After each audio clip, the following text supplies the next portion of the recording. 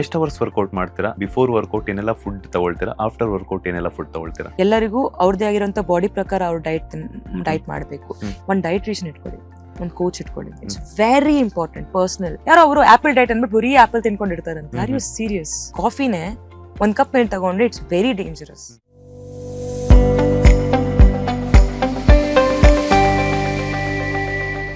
ಎಷ್ಟು hours workout ಮಾಡ್ತೀರಾ? And ಹಾಗೆ ಬಿಫೋರ್ ವರ್ಕೌಟ್ ಏನೆಲ್ಲ ಫುಡ್ ತಗೊಳ್ತೀರಾ? ಆಫ್ಟರ್ ವರ್ಕೌಟ್ ಏನೆಲ್ಲ ಫುಡ್ ತಗೊಳ್ತೀರಾ? ಸೊ ಬೇಸಿಕ್ಲಿ ನಾನಿವಾಗ ಏನೇ ಡಯಟ್ ಹೇಳಿದ್ರು ಕೂಡ ಈ ಡಯಟ್ ಪ್ರತಿಯೊಬ್ಬರಿಗೂ ಸೂಟ್ ಆಗಲ್ಲ. ಎಲ್ಲರಿಗೂ ಅವ್ರದೇ ಆಗಿರೋಂಥ ಬಾಡಿ ಪ್ರಕಾರ ಅವ್ರ ಡೈಟ್ ಮಾಡಬೇಕು. ಯಾರು ಕೂಡ ಯಾರ್ದು ಡೈಟ್ ಫಾಲೋ ಮಾಡಕ್ ಹೋಗ್ಬಾರ್ದು. ಇದು ಹೇಳ್ತಾರಲ್ಲ, ಇಷ್ಟು ವಾರ ಇದು ಮಾಡ್ಬೇಕು, ಇದು ಒಳ್ಳೇದು ಆಯ್ತು. ಪ್ಲೀಸ್ ಯಾವುದು ಕೂಡ ಆನ್ಲೈನ್ ಹೇಳುವಂತ ಡೈಟ್ಸ್ ಫಾಲೋ ಮಾಡಬೇಡಿ ಅಂತ ನಾನು ಹೇಳ್ತೀನಿ. ಒಂದು ಡೈಟ್ರಿಷನ್ ಇಟ್ಕೊಳ್ಳಿ, ಒಂದು ಕೋಚ್ ಇಟ್ಕೊಳ್ಳಿ. It's very important. ಪರ್ಸನಲ್. ಯಾಕಂದ್ರೆ ನಿಮಗಿರೋ ಜೀನ್ಸ್ ನನಗಿರಲ್ಲ.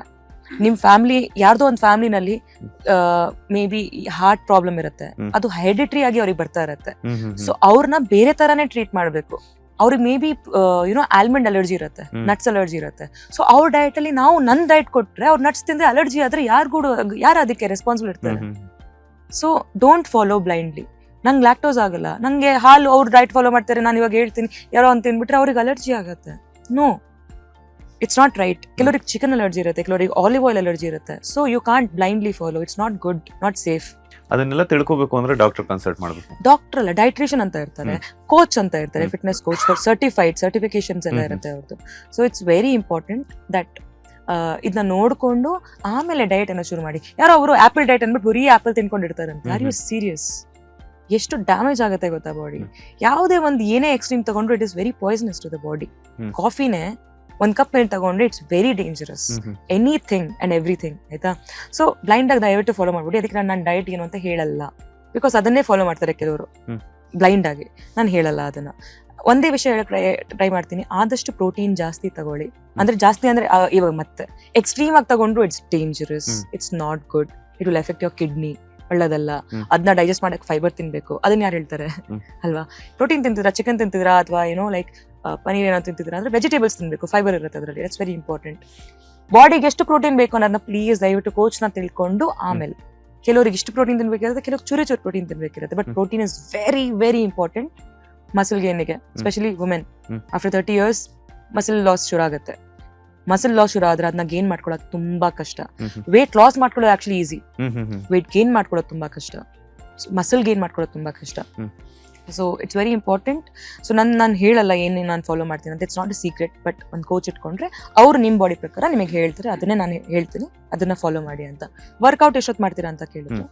ಸೊ ನಾನು ಮಿನಿಮಮ್ ಇವಾಗ ನಾನು 3 ಗಂಟೆಗೆ ಹೋದ್ರೆ ನಾನು ಒಂದು ಅರ್ಧ ಗಂಟೆ ಟು 1 hour ಕಾರ್ಡಿಯೋ ಮಾಡ್ತೀನಿ. That's a mandatory to me. And ಯಾರೇ ದಪ್ಪ ಇದ್ದೀರಾ ಅಂತ ಹೇಳಿದ್ರೆ ಕಾರ್ಡಿಯೋ ಮಾಡೋದು ತುಂಬಾ important. It's very important. Walking ಮಾಡ್ತೀರಾ, ವಾಕಿಂಗ್ ಮಾಡಿ. ಜಾಗಿಂಗ್ ಮಾಡ್ತೀರಾ, ಜಾಗಿಂಗ್ ಮಾಡಿ. ಬಟ್ 1 hour ಮಾಡ್ಲೇಬೇಕು. ದಪ್ಪ ಇದ್ದೀರಾ, ಕ್ಯಾಲರಿ ಬರ್ನ್ ಮಾಡ್ಬೇಕಂತ ಇದ್ದೀರಾ ಅಂತ ಹೇಳಿದ್ರೆ. ಸೊ ಒಂದು 30-40 minutes ನಾನು ಕಾರ್ಡಿಯೋ ಮಾಡಿಬಿಟ್ಟು ಜಿಮ್ ಶುರು ಮಾಡ್ತೀನಿ. ಅರೌಂಡ್ 5:30 ತನಕ ನಾನು ವರ್ಕೌಟ್ ಮಾಡ್ತೀನಿ. So that's my. ಅದು ಇವಾಗ ಪ್ರಾಜೆಕ್ಟ್ಸ್ ಇವಾಗ ಯಾವ್ದು ಕಮ್ಮಿ ಮಾಡೋದ್ರಿಂದ ವಾರಕ್ಕೆ 2-3 ದಿವಸ ವರ್ಕೌಟ್ ಮಾಡ್ತೀನಿ, ನಾಟ್ ಎವ್ರಿ ಡೇ. ಹಾಗೆ ಜಸ್ಟ್ ಮೇಂಟೆನೆನ್ಸ್. ಬೇರೆ ದಿವಸ ನನ್ನ ಬಾಡಿಗೆ ನಾನು ರಿಲ್ಯಾಕ್ಸೇಷನ್ ಕೊಡ್ತೀನಿ. ನಾನು ಹೇಳ್ತಿಲ್ಲ ದಿನಾ ವರ್ಕೌಟ್ ಮಾಡಿ ಅಂತ.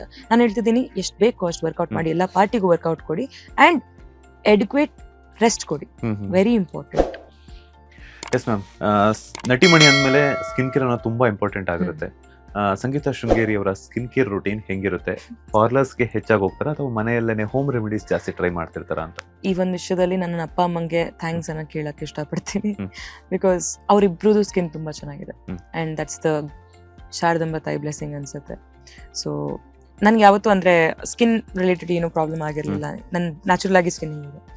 ಅಂಡ್ ಎಸ್, ಡೆಫಿನೆಟ್ಲಿ ಮೇಂಟೆನೆನ್ಸ್ ಅನ್ನೋದು ನಮಗೆ ಬಂದೇ ಬರುತ್ತೆ.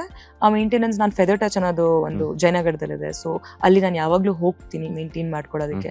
ನನಗೆ ಜಾಸ್ತಿ ಹೆಲ್ಪ್ ಆಗಿರೋದು ಅಂದರೆ ಹೇರ್ ಟ್ರೀಟ್ಮೆಂಟ್ಸ್ ಆಗಿರ್ಬೋದು ಅದರಲ್ಲಿ.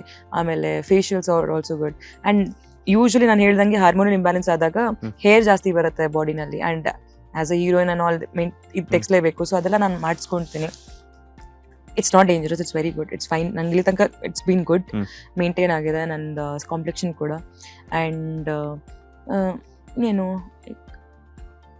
ಈ ನಡುವೆ I am getting the lashes in all done and ನಂಗೆ ತುಂಬಾ ಖುಷಿ ಆಗುತ್ತೆ ಅದು ಮಾಡಿಸ್ಕೊಂಡ್ರೆ ಆಯ್ತಾ. So this is something I do. Skin care ಅಲ್ಲಿ ನನಗೆ ಎಲ್ಲಕ್ಕಿಂತ ಜಾಸ್ತಿ ಬೆಸ್ಟ್ ಅನ್ಸೋದು ಅಂದ್ರೆ ನಾವು ನ್ಯಾಚುರಲ್ ಆಗಿ ಫೇಶಿಯಲ್ ಮನೇಲಿ ಕ್ರಿಯೇಟ್ ಮಾಡ್ಕೊಂತೀವಲ್ಲ, ಅದು ಅಮ್ಮ ಮುಂಚೆ ಮಾಡ್ತಿದ್ರು.